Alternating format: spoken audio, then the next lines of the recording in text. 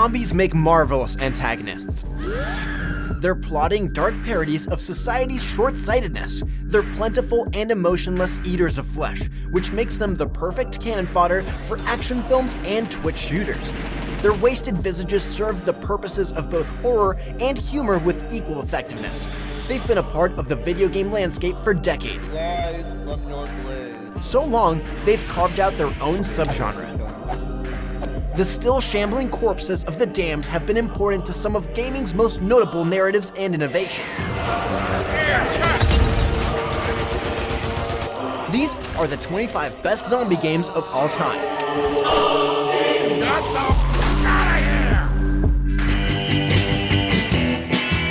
Zombies Ate My Neighbors is a bizarre and colorful SNES action game from the golden days of LucasArts. It's a wickedly funny shooter that relies on adorable and bizarre animations for most of the laughs, and the delightful cartoon enemies are half the fun. Before the journey is over, you'll battle space bugs, save cheerleaders, leap on trampolines, and fight a giant baby. Beyond the garish trappings, it's a very well-designed cooperative shooter that manages to find environmentally destructive uses for everything from squirt guns to rocket launchers. Since the main thrust of each level is rescuing civilians rather than defeating enemies, it also requires a lot more thought to finish than your average arcade-style game. A design innovation that adds a great deal to the challenge and replayability. The House of the Dead. Along with Resident Evil, this iconic on-rails arcade shooter helped restore zombies' pop culture relevance in the 90s and aid in the revival of the zombie film genre a decade later. In a 2013 interview with Paul Whedon, George A. Romero, long considered the father of the zombie movies, credited House of the Dead and Resident Evil with popularizing modern zombies more than anything else. The State of Decay series debuted as an Xbox Live arcade game in 2013 and tackles the trials and tribulations of surviving and thriving among the undead. As such, it's a slower, more thoughtful apocalypse experience, although there's no shortage of opportunities to satisfy your zombie bloodlust with a range of weapons and vehicles. The 2018 sequel built on the original zombie sandbox premise by expanding in scope and adding 4-player co-op while maintaining the near-constant tension that accompanies the threat of permadeath. Zombie U, later released as Zombie, is a punishing first-person survival horror game set in a zombie-infested London. While it doesn't possess the best narrative on this list, nor does it receive high marks for its combat, its novel, roguelike approach to death makes it worth checking out. When you're bitten, your character dies, permanently, and you come back as a new survivor who must track down your previous, now reanimated body to retrieve lost items. This cyclical system of death and rebirth, and death again, is thematically fitting for a zombie game. And the necessary killing of your previous corpse cleverly wraps a blood-covered bow on your previous run. Meanwhile, Survivor Mode requires you to complete the entirety of Zombie with a single character, without dying. It's amongst the most difficult challenges of survival available on this list. Days Gone's open world is a post-apocalyptic playground on which you let loose your protagonist Deacon St. John's rusty, trusty motorcycle and dozens of ways to rebury the undead. It was one of Sony's less celebrated exclusives from the PS4 era, yet it carved out a spot in the zombie game pantheon thanks largely to its horde sequences. These encounters, of which there are 40, pit Deacon against 500 freakers, Days Gone's term for zombies, at once in a heart-pumping trial of quick wit and quicker reflexes. Live at the military blockade, the message is clear. The Nox event is contained. I repeat, the Nox event is contained. Project Zomboid leans hard into the simulation aspects of surviving a zombie apocalypse. It's a systems-heavy zombie game in which all actions must be considered. You're not just fending off the undead, but depression, starvation, and loneliness too. This level of depth is deeply rewarding for those with the patience to navigate these more mundane survival mechanics, which the developer continues to fine-tune with regular updates almost a decade after its release.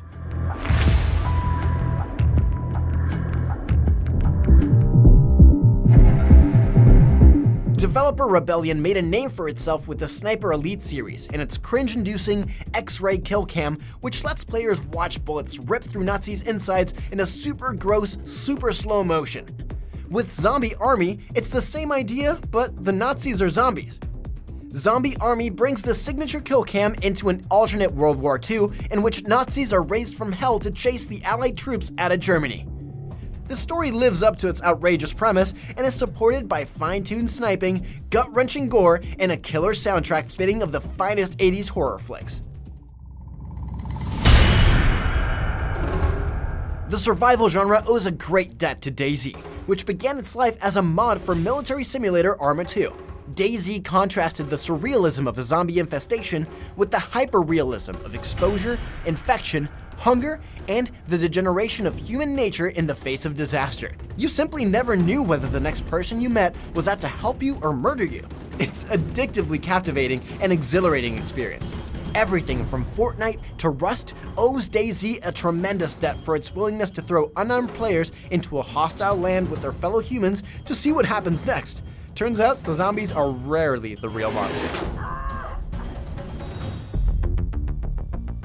They Are Billions, specifically its survival mode, is an excellent mashup of zombie horror and RTS gameplay. Players must build and manage a post-apocalyptic city while knowing hordes of undead are en route to tear it to the ground.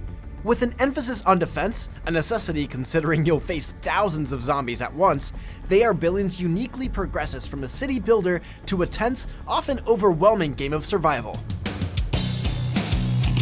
Following the success of its Resident Evil series, Capcom introduced a new, lighthearted take on the zombie genre with Dead Rising.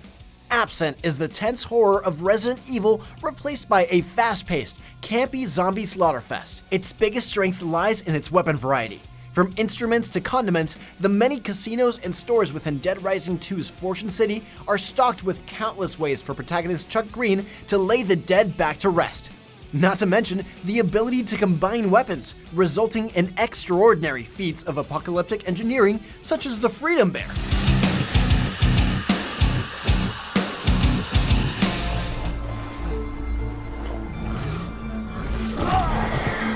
Over 25 years after the original, Capcom still wears the industry's survival horror crown thanks to the continued excellence of Resident Evil. The series' latest installment moves zombies into the back burner in favor of another form of flesh-eating enemies, the Lycans. Yet, Village earns its spot on this list for its world-class survival horror gameplay and its late-game twist that pulls the undead back into the spotlight.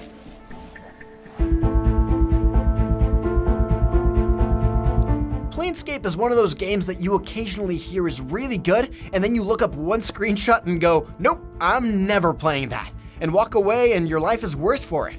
Listen, the appearance is anachronistic for sure, but this game is too good to miss. Planescape Torment is an RPG about being immortal, crammed with more undead than you can shake a severed limb at. The necrotic atmosphere permeates every moment in the game. Torment is a deeply biting and tragic RPG that turns practically every trope and convention of the genre on its head. It's also quite accessible today, with ports to mobile and modern PCs. World War II, zombies, and multiplayer shooters. Together at last. Nazis have long been identified with occultism, both in reality and popular fiction. And Treyarch's decision to go all in on the campy grindhouse aesthetic changed the face of multiplayer shooters forever.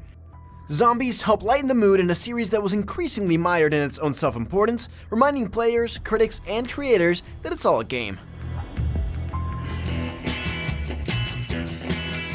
The original Plants vs. Zombies blended solid, approachable tower defense gameplay with whimsical charm, leading to its mass appeal on PCs, console, and mobile. It found immediate success in its simplicity and longevity in its well-crafted variety of plants and zombies. Its addictive wave-based loop spawned a number of official follow-ups and countless imitators, making this family-friendly take on the undead worthy of a spot on our list. Dying Light, a big, messy genre mashup. It combines some of Minecraft's greatest strengths, like scavenging for materials in an open world, item crafting, and scary monsters that come out at night, with solid hand-to-hand combat, a fun and speedy traversal system, and grappling hooks. A match made in video game heaven.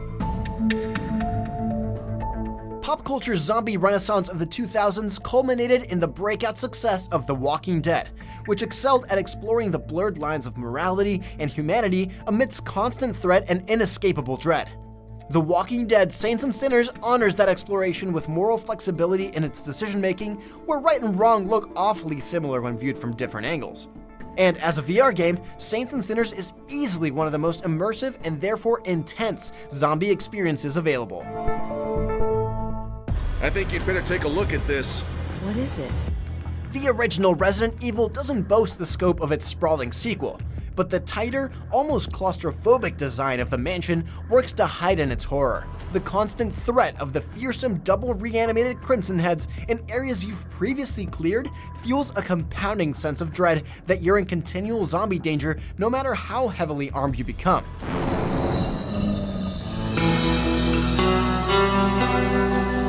How do you make an already successful open-world cowboy game even better? Release a reimagining of the Western drama where all the characters you know and love now eat the flesh of the living.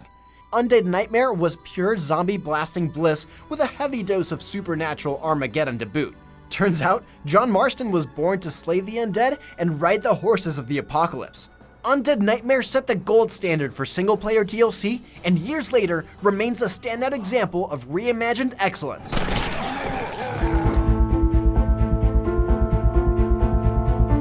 Though it reportedly went through 4 versions before being released, Capcom's development process paid off in 2005 with a horror masterpiece. RE4 is filled with memorable scares and set pieces still discussed over 15 years later. It's equally smart and scary in its design, which led IGN to call it the best survival horror game ever created at the time it was released, an argument that could still be made to this day.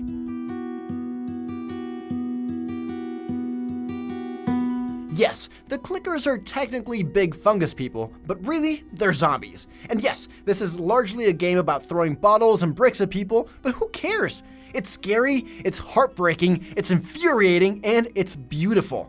2 generations after its launch, The Last of Us remains a benchmark against which great video game drama is compared and retains its cultural relevance thanks to a masterful PS5 remake and successful HBO adaptation. If you don't think there's hope for the world, why bother going on?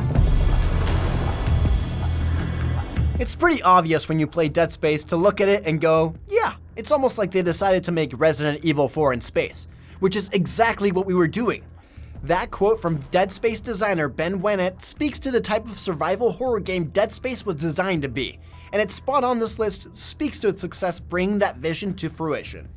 Dead Space's variety of undead are the necromorphs, grotesque corpses reanimated by an alien infection that line the tight, twisting corridors of the USG Ishimura spaceship. Their flayed skin and malformed bodies are a recipe for repulsion, adding to the satisfaction and relief when melting off necromorph limbs with a plasma cutter.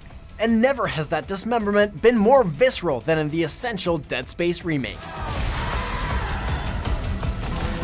People will up and go mad when they believe their life is over. In the road! This other time. Long ago, before the TV show started to suck, The Walking Dead made us giggle a little and cry a lot. Through the masterfully written inaugural season, Telltale proved that point-and-click adventure games could somehow manage to terrify. The writing and delivery are minimal and masterful, with the bulk of the effort spent creating flawed characters we love or loathe and then stripping them away one by one. By the end, we wonder if anybody is getting out alive. The Walking Dead Season 1 helped kick off a revival of adventure game storytelling, which continues to influence game design today. Telltale as we knew it may be gone, but their horror masterpiece remains undead in our hearts. I don't know who you are or what you did, but you better become a better liar, and fast. The Last of Us Part 2 elevates the drama and action of its predecessor, masterfully weaving the two together over a relentless 25-hour campaign. Evil favors no form in Naughty Dog's post-apocalyptic universe, as you'll encounter murderous slavers, militias, cultists, and infected alike. The Last of Us's mycologic variety of undead are creepier than ever in their aesthetic, sound design, and movement, and Part 2 introduces 2 new types of infected, including a one-of-a-kind monstrosity that calls to mind the horrors of Inside's final chapter. Around the same time Treyarch was bringing zombies into World at War, Valve introduced us to their own cooperative take on battling the forces of undeath. Left 4 Dead pitted teams of 4 allies against mobs of zombies ruled by an invisible enemy. the innovative AI Director, a carefully constructed protocol designed to dynamically influence the game as it unfolded. The result was a ridiculously replayable zombie shooter. Just a year later, Valve brought us Left 4 Dead 2, building upon that successful formula with a familiar yet enhanced team-based shooter. Its gameplay tweaks, improved campaigns, new weaponry including melee weapons, additional modes like Scavenge and Realism, and introduction of new zombie types like the Jockey, Spitter, and Charger made Left 4 Dead 2 one of the best co-op games of all time and nearly our pick for the best zombie game ever made.